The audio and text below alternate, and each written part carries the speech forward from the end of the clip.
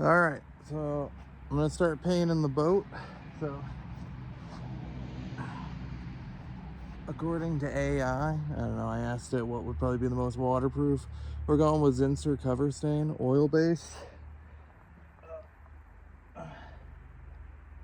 Fair warning, this stuff smells awful.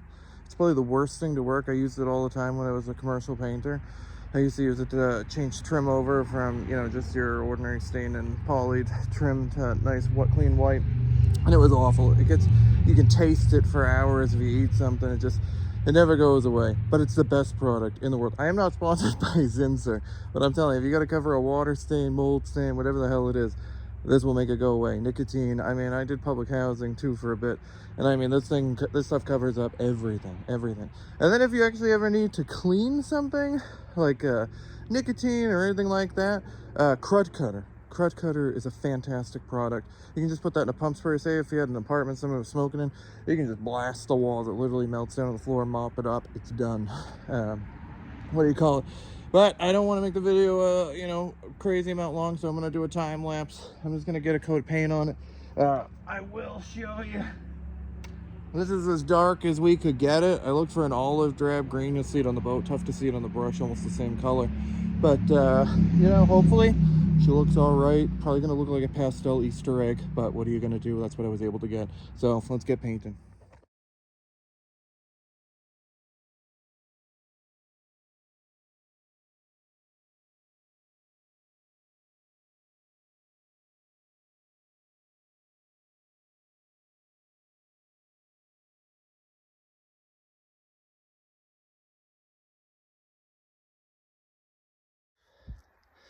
It's not looking good. We're just putting a coat of oil-based cover stain on, and the OSB is already starting to fall apart. I mean, it's just one coat of primer, and it's not looking like this is gonna be good. But we got to see once we put it on the water. But I'll show you guys. She's already starting to delaminate a little bit there, and I don't know, around a couple of screw holes, so she's dripping a little bit there. I'm slapping her on thick. I want to make sure that I got the best chance of this thing moving in the water possible, but I just thought it was funny. I'm looking over down the side profile, and all of a sudden she's starting to delaminate a little bit there. But I'm gonna keep at it. I'll put a little bit more, maybe put a little caulking behind it and squish it back together, but we'll see what happens.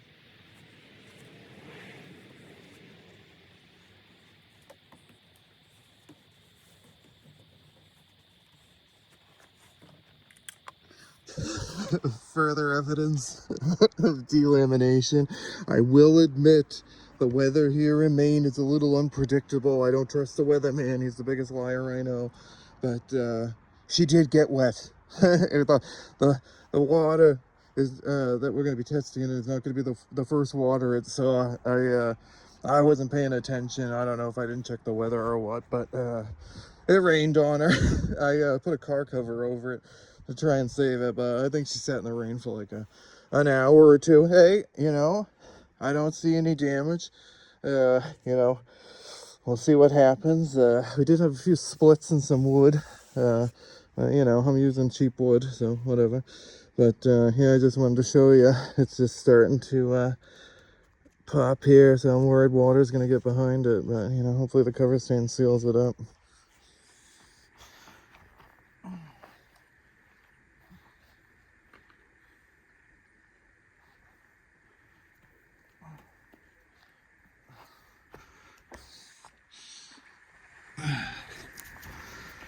Yeah, so, this is just something that, when I'm watching, like, I think AO Fishing, I'm a huge fan of John Malachy. I'm not sure how you pronounce his name, but I do like watching their stuff. The biggest one that actually made me want to go on YouTube was Todd Champion with Camping with Champion. I watch him all the time. I think he's like the next Steve Wallace. I know that might be not the opinion of everybody, because I know everyone thinks Steve Wallace is God, which is, one of the originals, fantastic. I watch all his videos too. But Todd kind of put himself out there. And just kind of showing that you know, you got to make yourself vulnerable. You got to be willing to get criticism from people, and you know, I don't know, kind of roll with the punches. You know, it's like you know, he doesn't hide anything in the videos.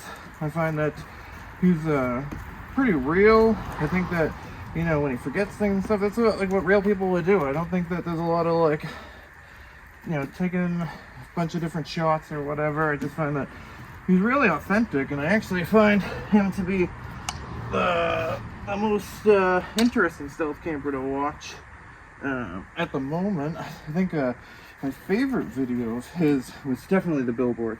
I am so afraid of heights. I used to do painting and stuff, and you know, I don't know. Everyone knows when you go on like a 40-foot ladder, it's like a pool noodle. I can't imagine him with a grappling hook getting on that ladder to go up the billboard. I mean, I would have probably had to have called the fire department to come get me down. But yeah, I think this is just something new. I know I did kind of blow up the channel with a bunch of different things and different videos I had that I thought were pretty funny. Just kind of trying to gauge what kind of content people have or want to see. Like, I feel like a lot of channels, it's like super focused on one thing, and that's like great, but I feel like that's not what I want to see. So I kind of want to provide content that is kind of what I'm looking for. Like, I love seeing like a cheap challenge, like whether it be like Cletus doing his cheap car challenges, or, you know, Greg Biffle was doing like the Facebook Fridays, and we could get on the marketplace. I feel like stuff like that's like super cool. I feel like it's different. I feel like it's I don't know, interesting. I just feel like I don't know.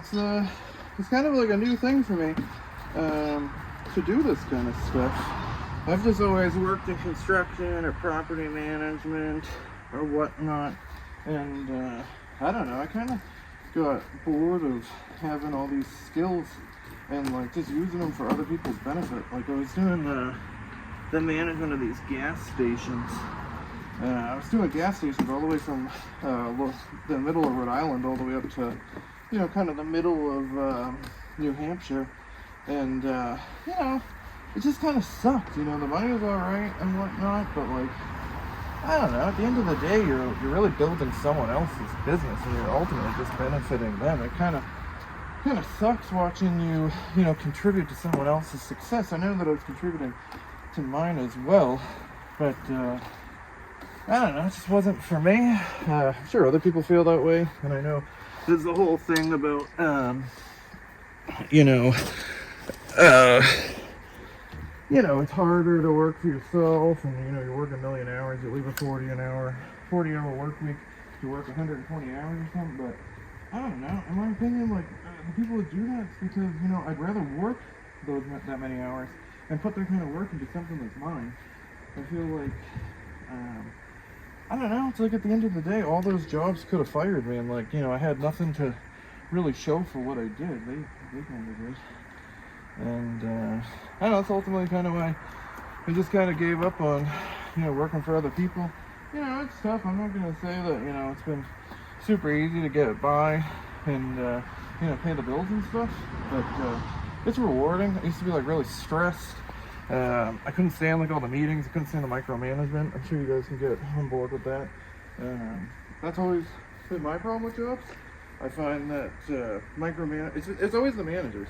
I mean, you know, you always have like those tough coworkers to deal with and whatnot, but I don't know, it's always the managers for me. My most recent job, my issue was with the operations manager. I felt like I was a child with one of those fucking monkey backpacks on. I felt like, you know, every day I had to check in, tell them what I did. I mean, it was pretty much, you know, I felt like I was on trial. Did you work today?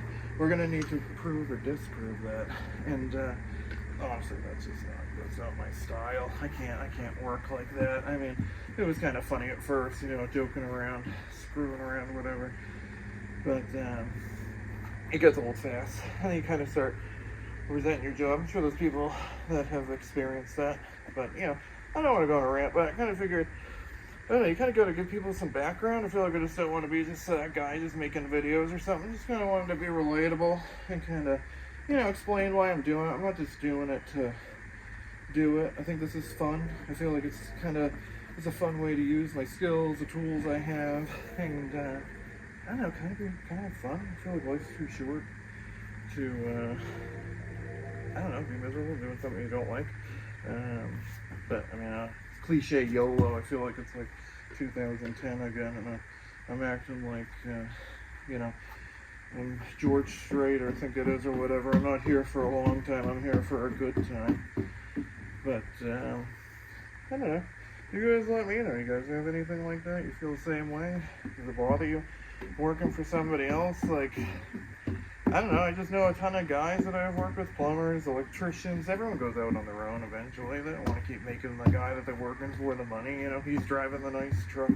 He's the one that, you know, is there for an hour or two to do the meet and greet, and then he leaves you there. And you know, you see the checks. I mean, I used to have a guy that I used to get the checks for him, and you're like, geez, he made $6,000 and I made $600. It's like, I did all the work. It's like, if I just put myself out there and put a little effort in, I could have been him and hired somebody else to do the work. It's kind of like, I think it's, I'm not an avid book reader, but I think it's Tom Sawyer or whatever, where he's getting people to do work for him. And I don't know, that's kind of what I felt like. I felt like it was like, yeah, here's some tools, this is what you're going to do, this is the house you're doing it in. Yeah, get it done, let me know when you're done, and I'll come collect my check.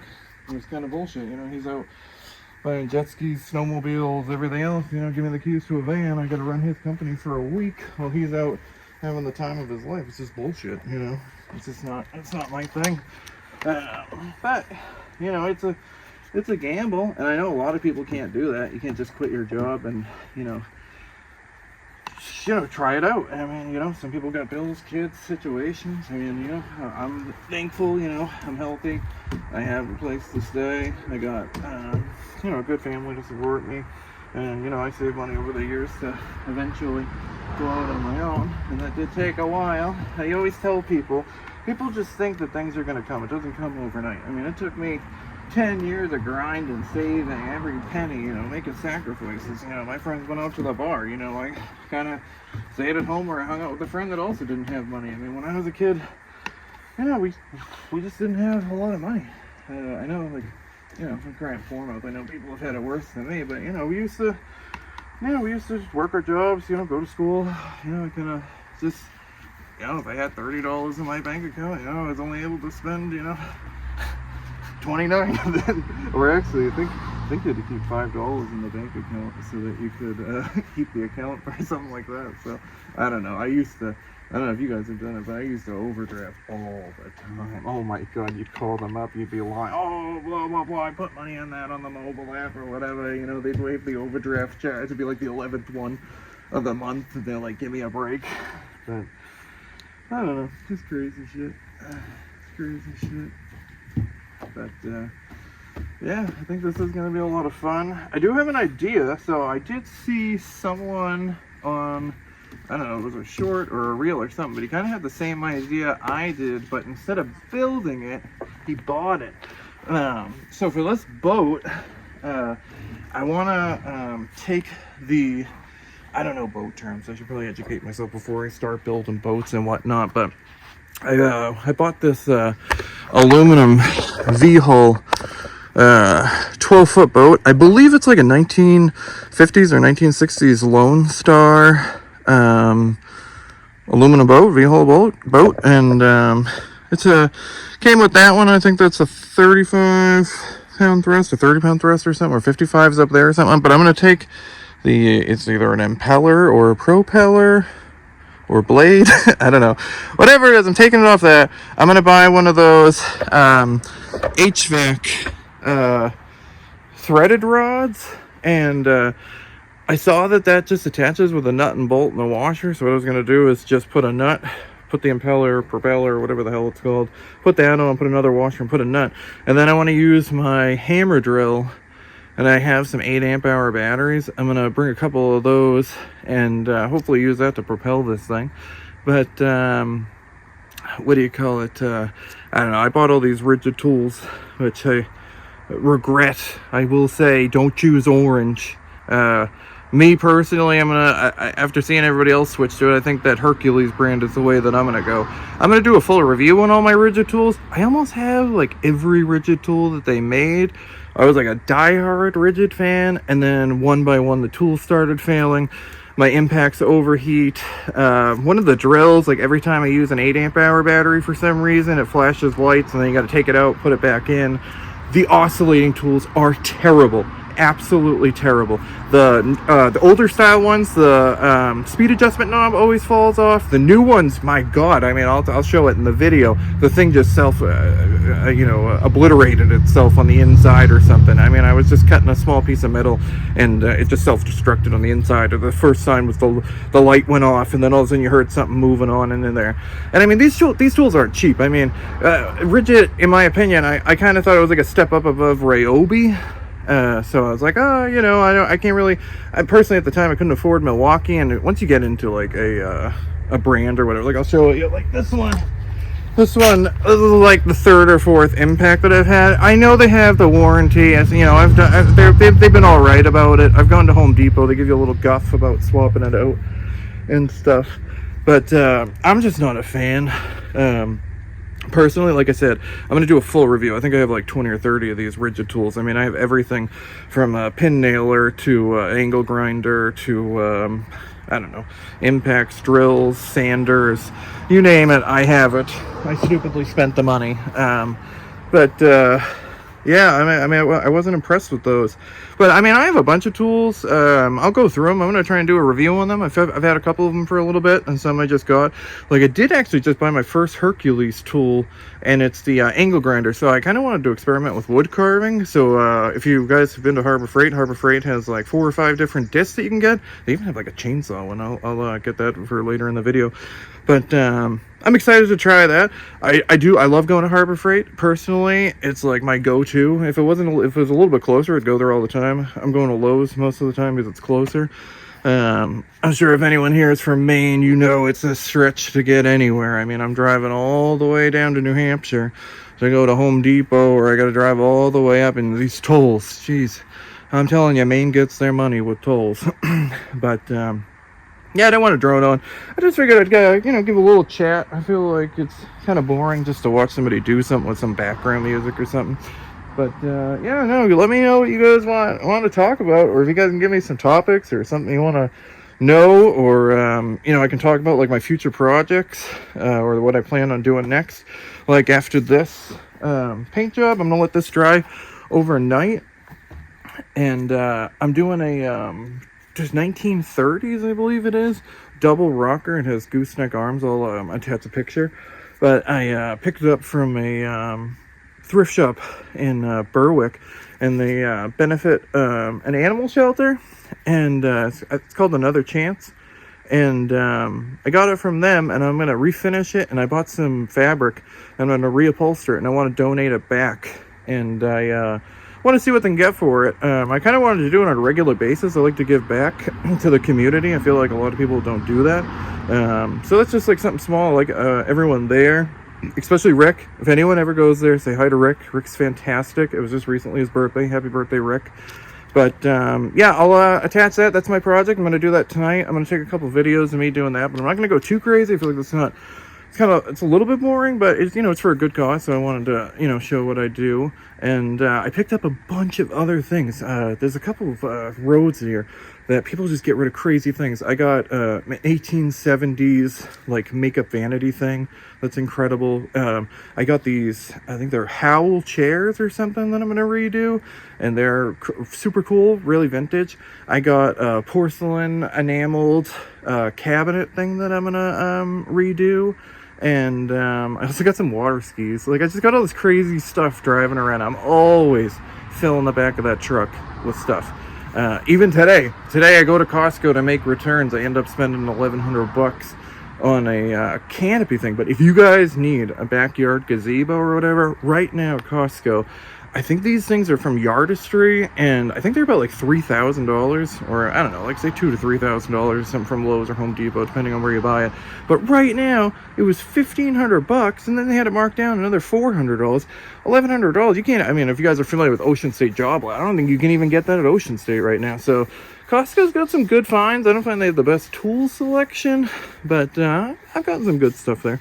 But all right, let me get back. I've been ranting. Let me get back to the paint job.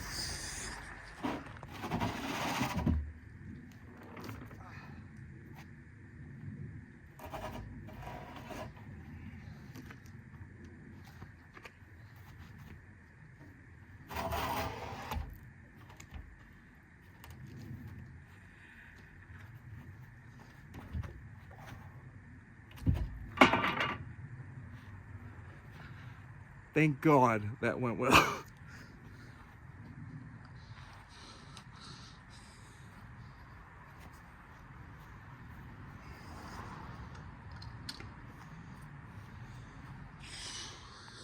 Well, she's looking pretty green. It's not exactly the color that I was looking for, but they weren't even really able to tint it like anything, so they had to like use like another Valspar product and like tint it in that.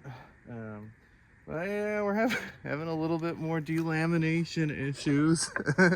Just right here, it's peeling a little bit. You can just kind of see different areas where you know, it's kind of popping off a little bit. So you know what we're gonna do with that? We're just gonna cake it in there. That's what we used to do in painting. You saw dust or something, you didn't feel like cleaning it off. You just slapped a little extra paint on there and you filled it in. But yeah, I probably could have done this cheaper if I had gone to Home Depot. But I don't know about you guys, but I don't like Home Depot. I don't know. I just feel like Lowe's is just always less chaotic. And I don't know about you, but Lowe's doesn't have those bars. Anyone have these Home Depots? But they were more prevalent in Massachusetts. But you gotta like walk through these bars. It's like they've already assumed that you stole something. And I don't know. Then the Home Depot near me is just they're both in two shit areas, so I don't really want to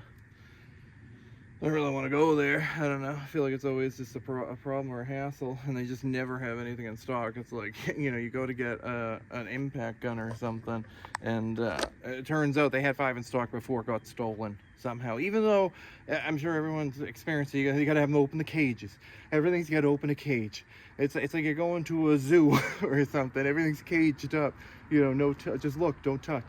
I don't know, it just drives me nuts. I'm a big Lowe's fan. I do know, I like watching this stuff. Derek Cahill, he's pretty funny. I don't know if you guys watch him on Facebook, but he's also a Lowe's fan, and I can understand why. I don't like dealing with the Home Depot crap, but yeah, and they have some pretty good deals. I got recently, just like, they have crazy clearance. I don't know about you guys, but the back of the store thing, total crap. I wouldn't even waste my time. That back aisle clearance section or whatever, that's just a waste of time. The real clearance is on the shelves.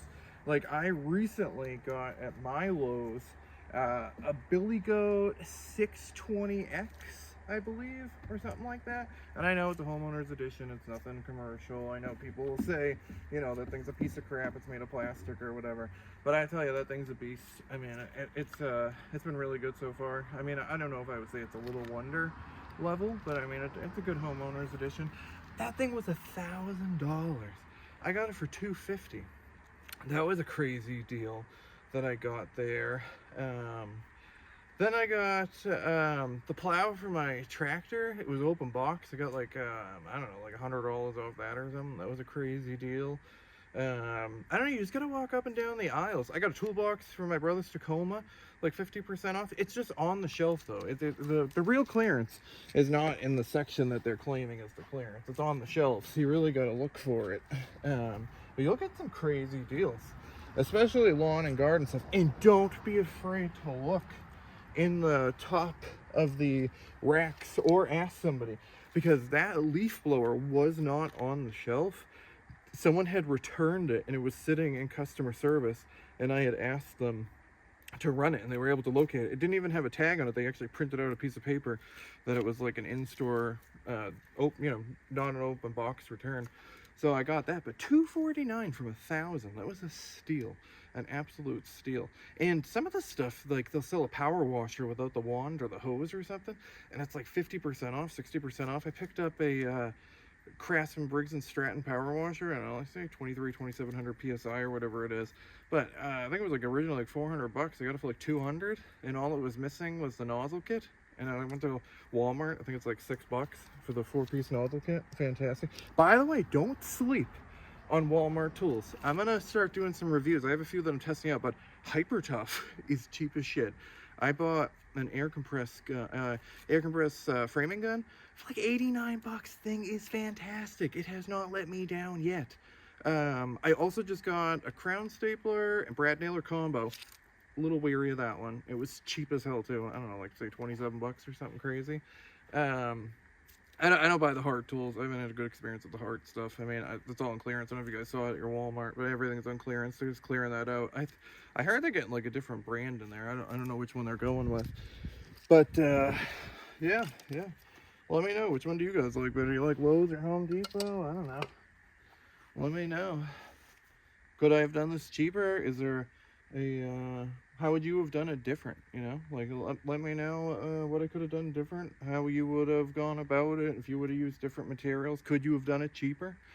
I think right now, realistically, I know I tried to do it for 200. That was the original thing. I bet I'm probably about like 250.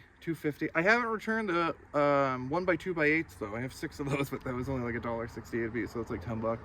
So 240 or 240 maybe. I still think it's probably the cheapest DIY boat that like is like this well built. I know people have done pallets and other things. I also don't like when people cheat. Like I feel like they're like, oh, $200 at the store, but I'll use whatever is in my backyard. I feel like that's not really like the theme of it. Not the theme. I don't know what the hell I'm saying. You know, the challenge of it. I feel like just people cheat. I feel like it's not fair, and I feel like it's just like kind of cheating the viewer. I feel like the viewer wants to see you actually do it. I feel like if I said I did it for $200, I show you a pile of shit, and then I go to Lowe's and go buy another $200 worth of stuff to finish it. That's stupid. I really have tried to stay on the budget. I mean, the cover stand was $47 or $42 or something. You got to pay $1. I don't know if you guys have this in your state. On every gallon, you got to pay this disposal fee, so that adds in. And that was $60. I mean, I don't know. I don't know how I should have budgeted it or how I should have worded it. I don't know. Like I said, I'm new to this. But let's just say sub 250. Sub 250 plus the motor stuff. I don't know how much a threaded rod is. I know the nuts and bolts, probably a couple bucks. And I already have the propeller blade, whatever the hell you want to call it. I have it over there. But yeah, I'm excited about this. I think it came out really good. Let me get the camera here. I did have to turn it on side. Thank God it didn't fall. I mean, I am gonna probably have to do a few touch-ups tomorrow. It's hard to see, but there's like a few pinholes and stuff. But I don't want to go in too thick because then it's just gonna run and drag. And I also don't want to like oversaturate this because I feel like it is starting to bubble and peel in all the places. Also, read the fine print on the products that you buy. The caulking that I bought said it only accepts latex paint. This could foreshadow some problems. Like, I don't know if you can see, but there's a few areas where it seems to, I did try and go over it with the siliconized. Hold on a second. Let me see what this stuff's called. Yeah, I got Maxflix from Sherwin-Williams. It's a urethane elastomeric sealant. I was giving that a whirl. Not sponsored by Sherwin-Williams. I do, however, will say their products are a great deal if you're a contractor. If you're a contractor and you're using Lowe's, Home Depot, or something like, or Benjamin Moore, geez, highway robbery for that crap. And if you're a Benjamin Moore fan, whatever, I'm not. What do you call it? Sorry about the unsteady camera. I'm trying to do this all by myself. I mean, I feel like I'm trying to compete with people that have like a lot more money than I do and a better crew. I'm just trying to do this on my own. But yeah. I lose my train of thought too. That's not good. Yeah, I don't know. I'm excited about. Oh, Sherwin-Williams. That's where it was. Sherwin-Williams. If you're a contractor, go there and ask them for pricing. They have. I used to work there. They have like things like the red carpet coupon or something where you can like demo up to like say 25 gallons of paint or something at a discounted rate. Like I just did it recently. I don't usually use duration interior paint, and I was able to do a demo. And your pricing is going to be different than mine. It's all volume based. I used to, like I said, I used to do commercial painting, so I get pretty good volume based pricing. So what I'm buying a gallon of Promar 200 for might be different than yours. But fight for your pricing. Call a rep. Get a rep. You can even bullshit these guys. Not saying that's ethical or whatever. But, you can just say, I'm at Lowe's, I got this deal, how can you match it? Products that I strongly recommend, totally off topic here, but interior paint, I'm a Promar 200 low sheen guy.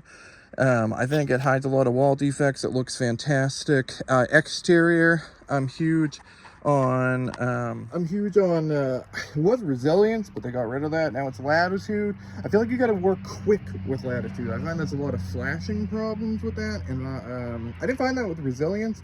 I hate working with duration. Duration's the worst. It kills your brushes, kills your rollers. Emerald's a scam. There is no primer and paint in one. Although the one Emerald product that I do endorse or would recommend is the like the cabinet grade urethane. I've used that to do some light use cabinets. Do not put that on your kitchen cabinets. If you have like, I don't know, like a China cabinet or something, use that. But I think John Malecki uses like a gallery series or something. I don't know, something I cannot afford or have access to. Maybe I do. I don't know. Maybe I could ask my rep about it. I don't like spraying stuff. I mean, I sprayed for years and stuff, and I mean, you're just breathing in crap. You can wear all the masks you want. I mean, I used to spray white pigmented shellac. Holy shit! I don't care what filters you have on your mask. You are gonna taste that for days. Oh my god! I remember I had a house that caught on fire.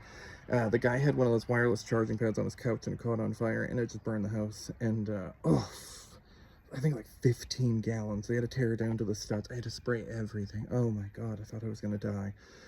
I would actually say it's probably worse than cover stain. Cover stain's pretty bad. Cover stain's pretty bad. Both, bad. But yeah, Sherwin-Williams is good stuff. Do not cheap out on caulking. Powerhouse is fantastic for everything. Wear gloves or have a wet rag on you. It is going to stick to your hands, and when it's lunchtime you're gonna have to have one of those scrub towels or whatever to get it off. I mean, at some points I was even using like 180 grit sandpaper to sand the crap off, because you'd start the meal with white hands looking like this is what your hands would look like caulking, and by the time you finished your sandwich all the pads of your fingers were clean, and you were like, oh my god, I just ate caulking. And so gross. So health tip, wear gloves. Or really thoroughly wash your hands. But yeah, I don't know. Yeah, I'm going crazy.